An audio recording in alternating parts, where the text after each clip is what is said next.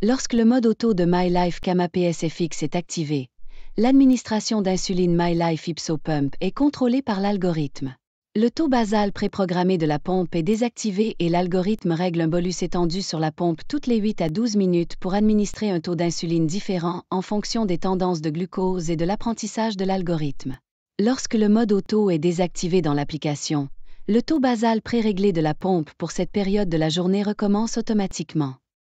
Lorsque la connexion Bluetooth entre le téléphone et le capteur ou la pompe est perdue, l'écran de l'application devient orange.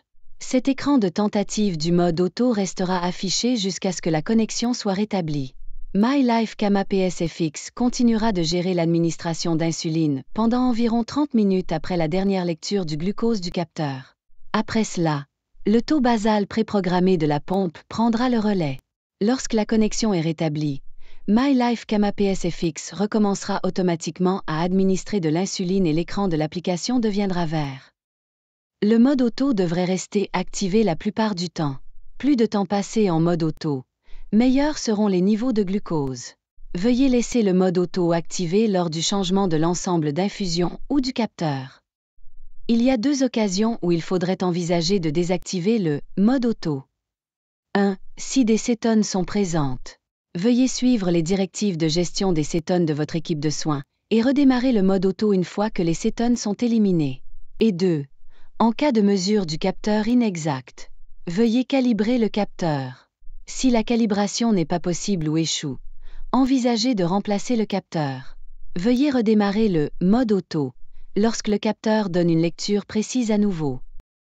Pour activer ou désactiver le mode auto, veuillez glisser le commutateur dans le coin inférieur droit de l'écran d'accueil de l'application.